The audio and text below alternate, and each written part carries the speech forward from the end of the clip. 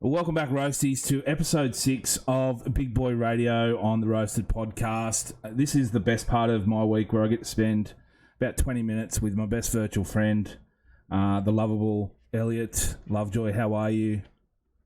I appreciate that introduction. All is good on my end. I know it's the last one before Chrissy, so no, it's been a pleasure, mate. It's nice to switch off from the real world and chat some shite for a little bit. We're going out with a bang. Now, I have to apologise to you. I said I was a bit busy this morning. We had to push this podcast back just a tad. The reason being, I'm trying to buy some basketball cards. You're a piece of shit. Yeah, you are a piece of shit. I thought you had a business meeting or...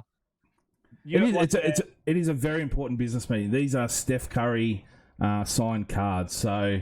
and the actual site's crashed. So what I'm doing right now, this will be a live thing that'll continue throughout this podcast, me trying to get onto this site to buy these cards. So you're going to be distracted, so I'm going to get about 50% of you. Correct. Well, how much did I get of you last week? I can't remember doing 30, it. So, 37%, I reckon. But I'll give you an example. So I'll show these to the people that are watching. You can see these. This is a Paddy Mills card. It's a bronze foil card. Yeah.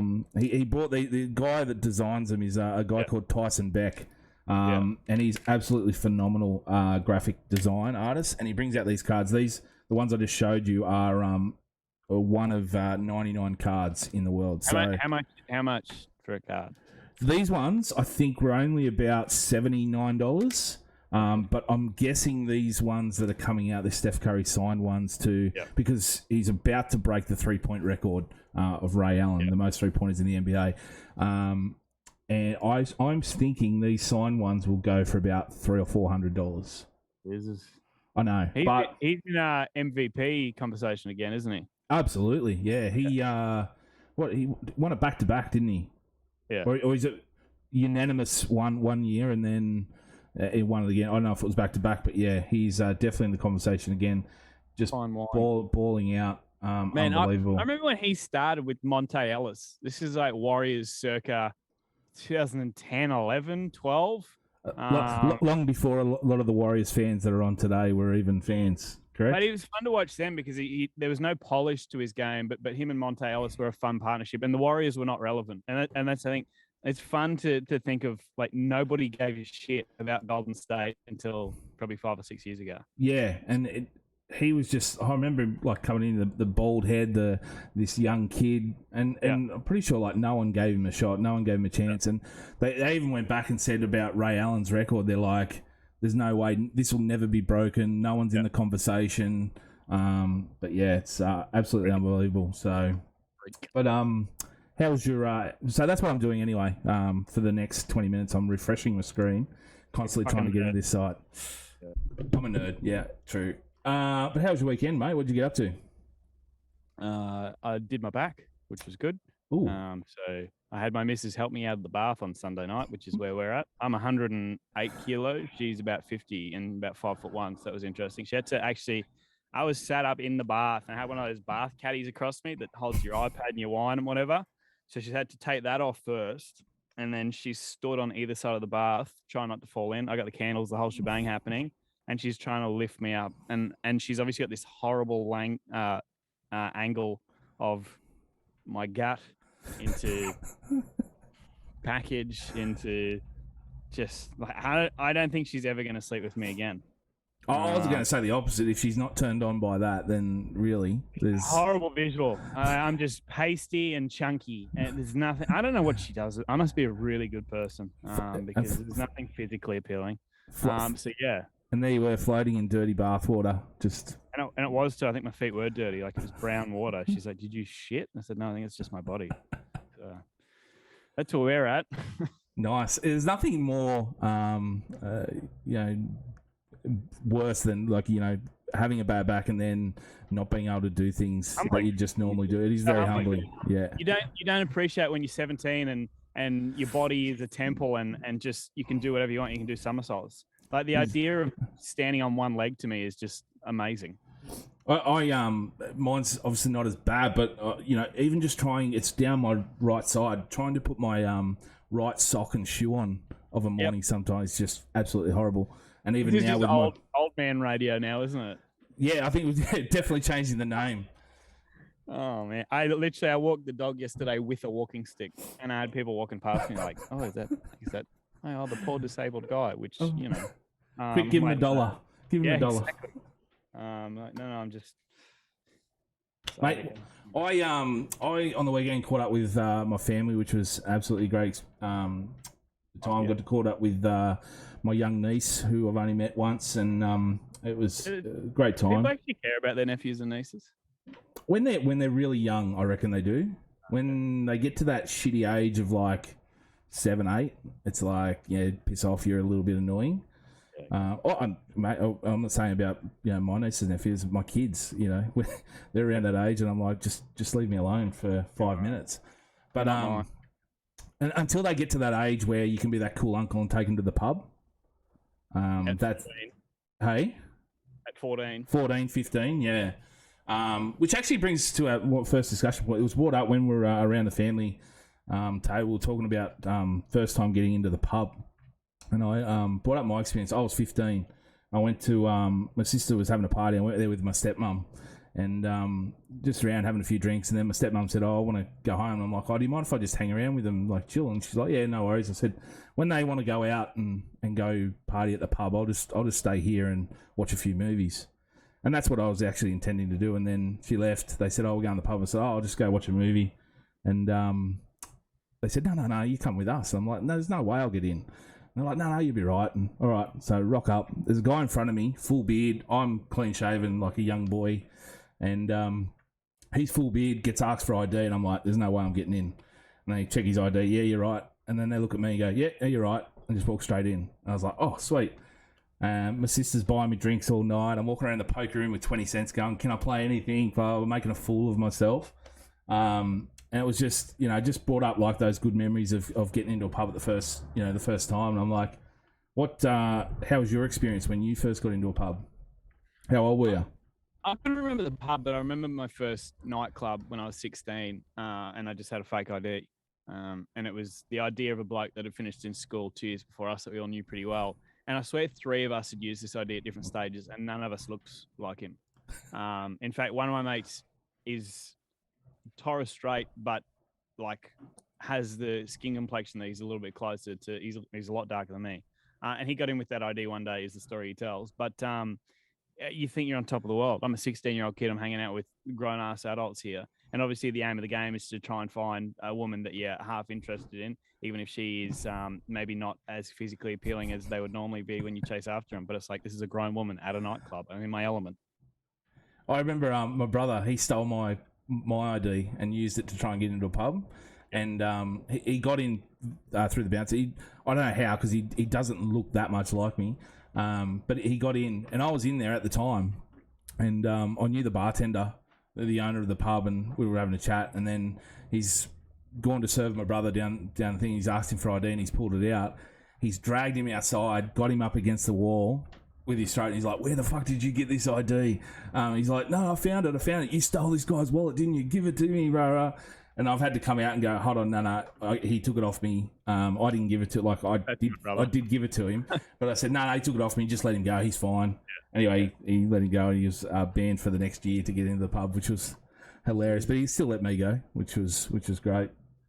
I have a life ban from the Townsville Casino, and I would like to be clear that I've never been a big party head or animal, anything like that. But we did get rinsed in Townsville when I think I was 19. And we went into the Townsville Casino, and at one stage during the night, I was on the table, and I think I'd lost, let's say, blackjack. And I picked up a drink coaster, and I just flicked it straight up in the air. It was one of those perfect movie moments in slow-mo where it's just gone down the biggest, unfortunately, set of breasts in the casino and went straight down this woman's top. So I got dragged outside, and then my mate decided to urinate on the front door, which is an automatic sort of glass door from memory. And they did the whole process of, you'll never be allowed back in, blah, blah, blah. We tried again about 3 years later, and they've got like the proper face ID. I couldn't get back in. So I'm assuming it would still be the same now. So, yeah. That's funny, talking about getting banned. The reason this sort of come up, we were going through Instagram, and I came across this tweet, and it was My favorite ever story is from my dad, who said he got banned from this pub in 1974 and then went back there 30 years later, and he walked in and someone turned around and said, "Piss off, Derek, you're banned." And I was like, and that's his favorite ever story. And I'm like, I don't care if it's not real. That is one of the, all-time stories of like 30 years later walking into a bar that you're banned from and someone turning around and going, "Fuck off, you're banned." So We still know you're on the wall. yeah. Mate, I had a lot of Christmas food over the weekend, and I wanted to bring up, if you could pick a Dally M of Christmas food, what would it be? I think it is hard to go past a cold Christmas ham because it's the only time of the year that I would tap into a ham. So I had that at the top of the pops. A lot of people would have liked to seen probably potato salad feature in there. That would not be in my top three. I think the cold chicken is a must on Christmas Day because you need the balance as well. And then I would have coming in probably third, but not far off, is the prawns. Oh, nice. Yeah, prawns. Always good on a Christmas Day. My Dally M, I would go potato bake. The reason being is you can have it if you're having a cold meal, it fits perfect with cold meat. If you're having a hot meal, it fits perfect with that. You can have it days later, just like ham. Bring it up. It's almost like it soaks in it and gets better. So it's a good after. team man. If Potato Bake was a footballer, he would be Fogarty at the Raiders. Fits the scheme, works with anyone, just a good person to be in that position. Fogarty is Potato Bake. That is a perfect analogy. Thank you. Yep. My next best was just the variety on a nibble tray. If you don't have a good variety on a nibble tray, you can make or break a fucking Christmas Day, actually. Prosciutto. Yep. We went down to it was in Griffith, and very large Italian community there. The cheeses, the pepperonis, the salamis were absolutely phenomenal. So, do we know what gabagool is? Because that was in The Sopranos a lot, and I'm still to learn what it actually is. It was what was it? The Office. Michael Scott. He's like, he walks in the he thinks he's meeting an Italian mobster, and he's like, "Oh, the gabagool," and she goes, "What? The gabagool." I'm sorry, I don't know what that is. So I don't even know if it's a real thing, but... and have a Google as we go. We will. Mate, some a little bit of breaking news. Well, it's not breaking by us, but it's happened. Ray Stone is the Dolphins' next signing. He has signed... Parramatta forward. Yes, Parramatta hooker, yeah. And so now Para are without their number one and number two, essentially, hookers for 2023. They are in some dire straits. Yeah, I was reading Clint Gutherson, and he's right. He came out yesterday or the day before and said, well, the best teams have their best players gone after, and that's what's happened to us. But the fact they haven't been able to keep people is not necessarily a lovely sign. I read they were going after that, and I don't know if there's any truth, the Roosters hooker. Sam Verrills. That's the one. So I think Stone played a couple of games at hooker for Para, and whilst he defended really well, his service was not probably up to scratch where it needed to be. By the way, gabagool is American slang term for the luncheon meat capicola. Capicola? It's meat. There you go. It's meat. I think I'm opening up this website. I think I'm in. I think they finally fixed this server, the card. I'll try not to be too distracted. Mate, I saw Dale Finucane the other day, just real quickly. He spotted with a guitar, loves a guitar, loves pulling it out at 1 a.m. at someone's house, just ripping into Wonderwall. But do you know, like, remember The Rock at WWE? He'd play those shows and he'd sing to the crowd.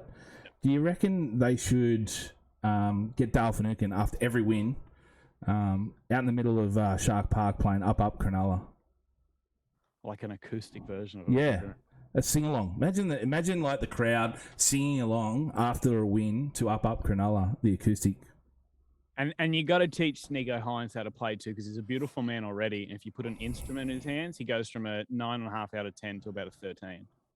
What about like him just on the vocals at the front, just swinging that hair, shirtless? Oh, the crowd would go wild. We're not very straight men, are we? If you're not willing to open up your mind and appreciate all forms of the human. Man. Yeah, then something wrong. You don't have to. You don't have to be sexually attracted to them, but you can just appreciate. Well, I'll leave that through the keeper, mate. You ever done anything to piss off your boss? Because let's get on some footy chat. Brandon Smith is returning to Melbourne today, and he's going to face Craig Bellamy. And all I can picture is, remember Shawn Michaels and Triple H facing off with the mask against Sergeant Slaughter? No, it wasn't. Yeah, Sergeant Slaughter, when he was like the commissioner of WWE, and they had the wipers on because he used to spit when he talked. And I'm like, that's what Brandon Smith needs today, because he's just going to get an absolute ripped into him by Craig Bellamy today. Yeah, it's kind of like being in trouble with your father. I mean, I reckon if he's clever and if he's like me, a coward, he would have texted Bellamy a couple of times about, hey, mate, really sorry this happened, blah, blah, looking forward to coming back, or tried to call him on the phone either. I reckon if Bellamy's clever to put the fear of God in him, he would have replied to those texts with one-word answers, or just say, hey, we'll catch up when you get back to training, or see you Monday, see you on the 7th, or whatever it is. Holy shit, there's $2,000 for a card. Don't do it. I'm not going to do it. Okay. Oh, man. I wanted them so bad. $4,000 for a 1 of 1. It's a gold card. That's the cheapest. Anyway, I thought I'd get one. Leave it there. Yeah, look, he apparently via the Daily Telegraph, they had an interview with Craig Bellamy yesterday, and they said when he actually rocked up to training yesterday for the standard COVID test, and they passed each other, and it was just hello, and that was it. So I don't know if that'll soften the blow at all, but yeah, I agree with that text. That's a really good way to deal with something. Just throw a few texts out before. My brother, and I can't compare my brother as a 13-year-old to him as a professional footballer. my brother at 13, my dad was away working in India, and whilst that was happening, my brother threw a huge house party at my dad's apartment. And whilst that happened, people had thrown up over beds, had broken walls, had broken, I think, some chairs outside. The house is in shambles. So my brother was at school when my dad flew back in. So my dad's jet lagged, already pissed off. He gets back to the apartment, and there's a note from my brother that basically documents, this is everything that's happened. I'm really sorry. And then my brother during the day at school is texting dad, being like, did you get the note? And I'm sitting there with dad. I'm like, you got to make him sweat. And he's just coming one-word answers. Like, did you get my note? I'm so sorry. Blah, blah, blah. Won't happen again. He just goes, yep. Oh. He sends a follow-up at about 1:15 lunchtime. He's like, I know it was the wrong thing to do, and I learned from it. I won't do it again. I'm happy to be grounded, blah, blah, blah. And he just goes, talk when you get home, full stop. Like, can you imagine me cacking his dacks all day? I don't know what would be worse. Like, if you text saying, did you get my note? Not getting a reply back, or just getting a one-word answer back? I don't know. I think that the one-word answer with the yep is pretty powerful. Like, I've got that yep from the missus a few times, and you're like, it's not worth going home. But then I've never had a non-reply. Like, I've always had something before I've gone home, so I'm like, I don't know, just getting the silent treatment through a text, through a mobile device could be worse, I think, But staying on Melbourne, the media are again calling for their downfall. They've done it year in, year out. They'll lose a player, like they lost Cronk, they lost Slater, they lost Smith. They're going to drop out of the top 4. Yet last 7 years, I think they've made the top 4 7 years straight. Last 6, actually, they've made the top 2. That's crazy, isn't it? It is absolutely phenomenal how they continue to do it. But they're probably going through one of their toughest periods in the club's history. Like, I know they had the salary cap scandal, but and that affected them throughout the 2010 season, which despite playing for no points and getting the wooden spoon, if you count in their wins, they're 1 win off the top 4. So goes to show you this team almost like they thrive on adversity. So for me, I'm saying, and it's not a bold prediction in any way, shape or form, but if you want to lock in a betting sense, they're paying $1.85 to make the top 4, and that is an absolute lock for next year, because this team will come out. They will thrive on being the underdog in a way, being the maligned club of 2022. So I'll be unloading the house on that. But yeah, what are your thoughts on the whole this is Melbourne's time. They're going to come down finally. I just don't see the argument because I know they lost a couple of players. So if we break that down, Finucane's maybe the biggest loss, but they still got some, obviously, a lot of handy members of that pack. Addo Carr, agree, sensational winger, game changer, what a weapon. Xavier Coates is going to be Addo Carr 2.0. It's just, that's what Melbourne does to a young, talented player. And Xavier Coates probably had more about him at Brisbane than Addo Carr had when he started at the Tigers. Yeah. So I'm not saying he's going to be better than him, but I think he's going to be as good. Then you lose Nico Hines. But again, I mean, Pappy's back swinging it at number 1. So Hines at best was going to play 14. You've almost got like Nick Meaney coming into that 14 role, possibly, and play that Nico Hines role. Like maybe not so much in the halves at what he did, but if almost you're talking about replacements, that he sort of does come in and do that role. I think the only thing that may lose a little bit of mettle is their pack, because I'm not an expert. I don't expect Nelson to play. I think he's gone. Yep. Obviously, they had an issue with another player that's going to be gone as well after an incident.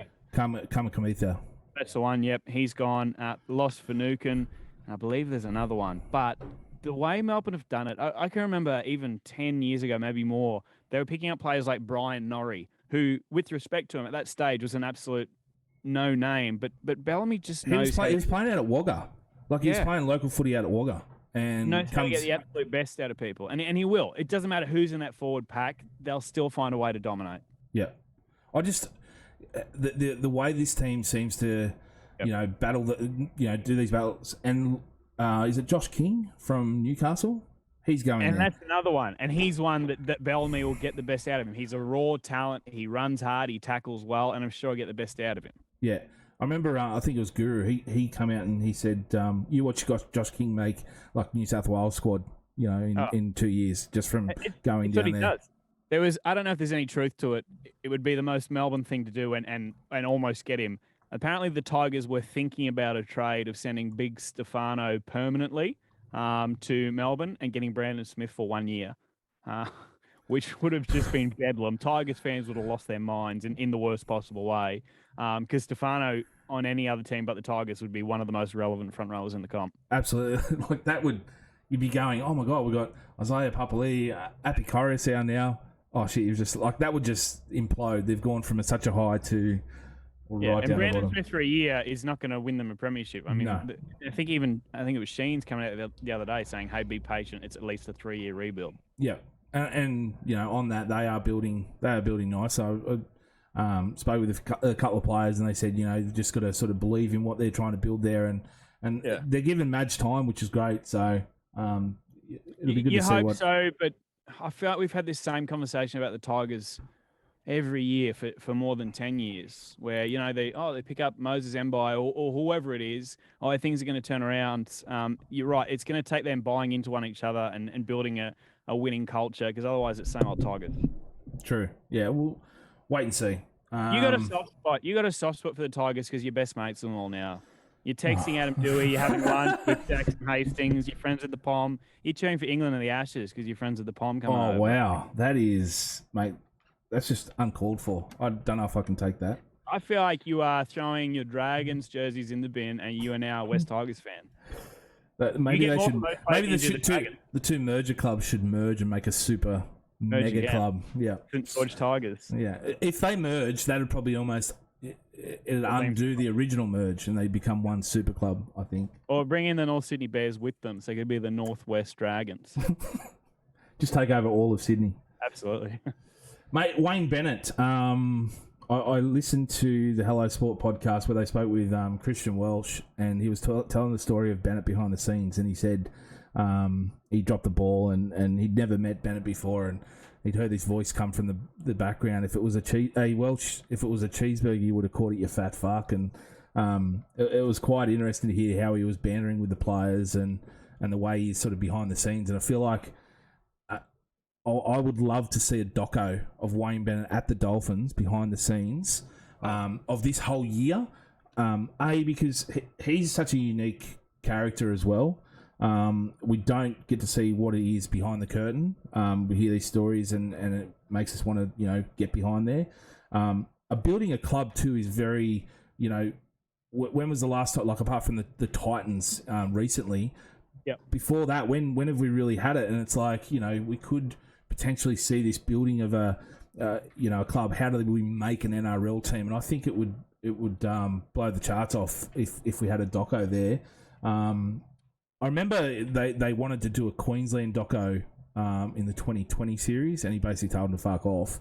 And New South Wales did it, and sort of look what happened.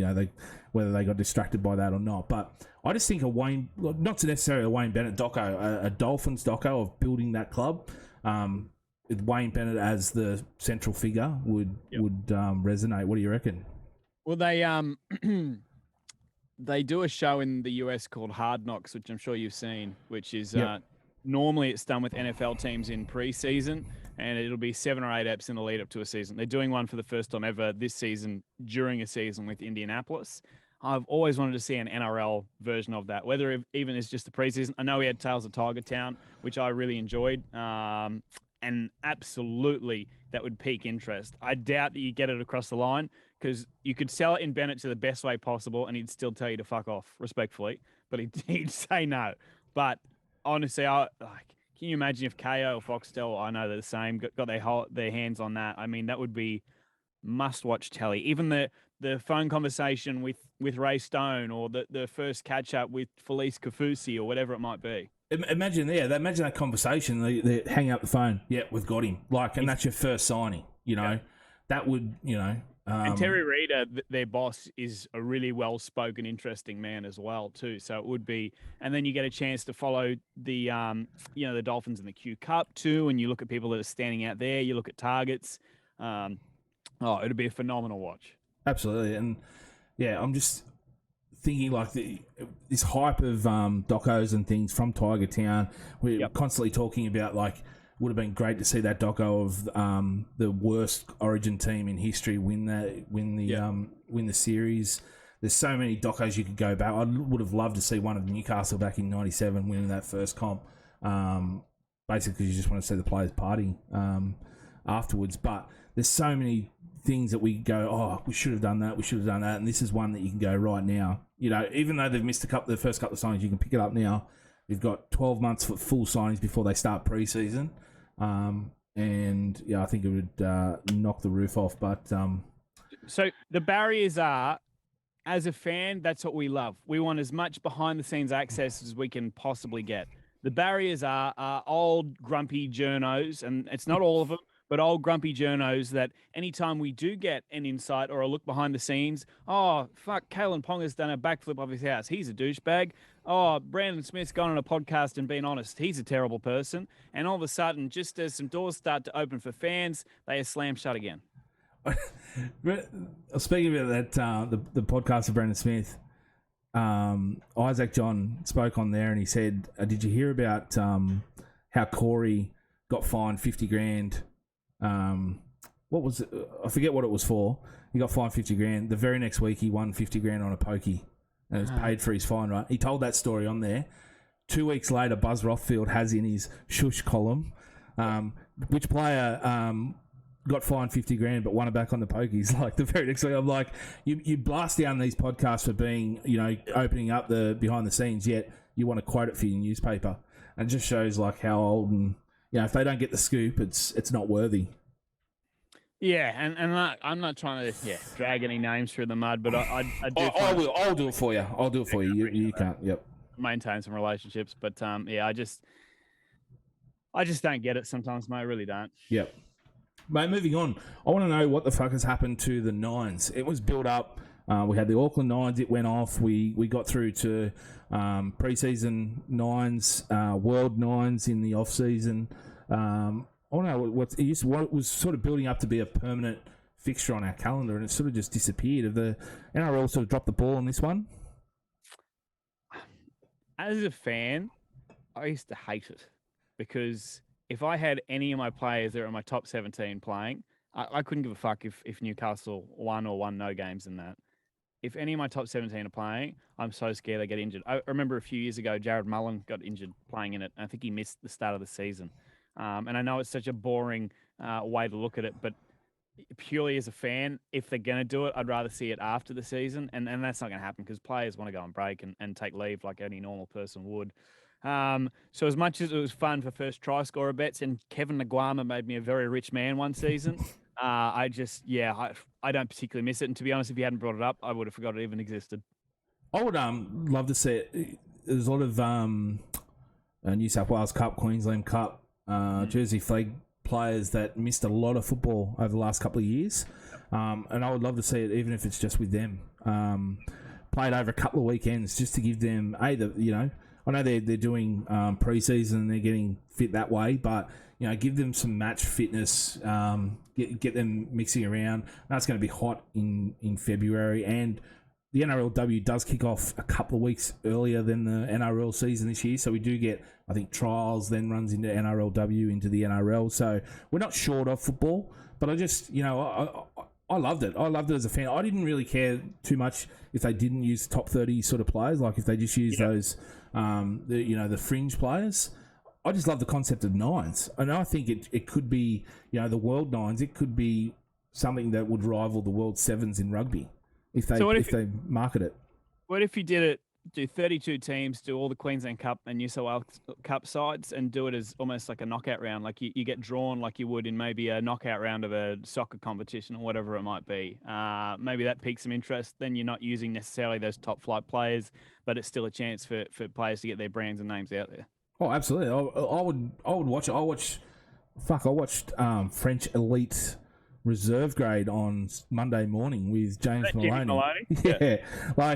If you tell me where there's a rugby league match broadcast late at night on YouTube, I'll watch it. So, if there's stuff there that you could, pique some interest, played in some different areas, you even go remote, bring some footy around. If it's Queensland Cup, Illawarra Cutters versus Mackay Cutters too. So, have them. I would watch it. I just think they were sort of building it up to be a permanent fixture, and they've sort of just forgotten about it. And I think I would like to see it come back. Yeah, that's fair enough, mate. Let's finish it up. Yep. We said we'd do a movie review of Top Gun. Yes, of course. Did you do it? I watched the last 5 minutes, so I know how it ends. One of them gets ejected from the plane and they die. The other one holds them up in the water. Obviously, the surviving one is Maverick. Tom Cruise, yeah. And Goose is dead. I loved how last week we said spoilers, but this is like a movie that's 30 years old. If you haven't watched it now, we're not, And fuck you. Yeah. I was going to give you a few reasons to watch it, but... Did you watch it? No, I didn't watch it. I've seen it fucking 10 times. Why am I a piece of shit? If I've seen it 10 times, I could still give you a review. No, you said we both have to watch over the weekend. I said, look, I probably won't watch the highlights, and you're up me. So because you have never seen it. Well, there's a difference between never having watched it and watch it 10 years. Oh, okay, yeah, they're best mates. Great. Well, I know old mate's going to die at the end, so why do I care about their friendship building up? You're just like... I know they play volleyball at some stage. And that's one of the reasons you should watch it, is the volleyball scene. Die Hard. I never need to watch Die Hard because Snape gets thrown off the plaza and he dies. Yeah. A little fun fact about that, they when they release him, they're meant to count to 3 and then release him. They release him on 2. And so his reaction to falling is real. Shit. Yeah. What else can we spoil? Breaking Bad, Walter White dies. Game of Thrones, the Queen woman dies. She gets stabbed by Jon Snow. Just get the lights turned out where you are? Yeah, I did. I think because I was spoiling. Yeah, so we might just leave it there. For anyone else listening, if you haven't seen Top Gun, what are you doing with your life? But I'll give you a few reasons. Goose, Anthony Edwards, who plays Goose, singing Great Balls of Fire, great scene. Tom Skerritt in that, fabulous actor, when he says to Maverick, when you get there, if no one will fly with you, give me a call. I'd love to fly with you. Is a great scene. Viper? No, he doesn't. And Val Kilmer as a very likable, quote, bad guy. He's not technically a bad guy, but he's, I suppose, the antagonist of the thing. No, I think there's one death apart from all the other. Fuck, what a boring movie. Apart from the other people in the planes, they die. Are they at war? They could be. They're on the brink of war. So nothing happens. Yeah, they fight. They fight each other. They dogfight. It's about how they learn to become Top Gun pilots to fight, and then oh shit, we've got to go fight in the war. So, but they don't even go to the war. They're fighting the prelude to the war. I suppose next. How does old mate die then if they're not at war? They have engine failure. They get caught in a tailspin. They get engine failure. They go to eject. They can't get out. His head hits it. Breaks his neck. They don't really sort of explain how technically he dies. Yeah, it's... That's a good ending. Yeah. That's not even the ending. That's the middle of the movie. He has to overcome that to get back up and then go fight these... I thought it ended with them crying in the water. Well, old mate crying because the other one's dead. I thought that was then fade to black. No. Meg Ryan comes in with a kid. And, Does she die? You just want to see death, don't you? Mate. At the end of the movie, John McClane from Die Hard comes in, shoots everyone up, and then says, "Yippee ki motherfuckers!" And Avada Kedavra, and Mate dies. Mate, what's your plans for Christmas? Not watch Die Hard. Watch Rocky. Watch Rocky 4. Rocky 4 is a great Christmas movie. Go watch it. I like Creed, but the Rockies. Oh, hey, I've got an Oculus, right? Well, we can fight. I got one. Hey, I did Creed. I did the demo. Mate, I did like 6 rounds. That I ain't going to get the paid one because I did the first 2, and I'm like, I knocked him out. So then I recorded it. Like, I'm going to post this on fucking Facebook. Look real cool. And he beat the fuck out of you. And he beat the fuck out of me, and I'm like, oh man. I was sweating it up. It's great for fitness. I'm telling you, hey, Pat McAfee. When he started doing the Oculus, I'll watch anything he does. When he started doing the Oculus, I was like, that looks fun. Got one, and by the way, if you want a Christmas present for your kids or for your partner or whoever. Oculus, I think on Amazon, maybe $400-ish. Don't quote me. Anyway, table tennis is unbelievably realistic, and I've just got this cricket game. It's called IB Cricket out of India. It is the best video game I've ever played in my life. Oh, I'm gonna have to try it out. I got it, and it's actually I've got to pack it back up at Christmas so the kids can give it to me. But I was like, there's no fucking way I'm sitting here for another month waiting to use this thing. Wait. I'll tell you what. Fucking unbelievable. How long did it take you before you started researching VR porn? I research regularly, and it has dent in my relationship because I'm struggling to work out what is real and what's not. Like for me, I've never had 3 women want me in a jacuzzi before, but that's changed. So it is quite. I don't know what it's like. I've never researched it, but if you do have an Oculus, go and have a look and let us know what you think. Mate, have a great Christmas. Let's talk back in January. Let's bring back this chat, and all the best. Thank you very much. See you, brother. See you, man.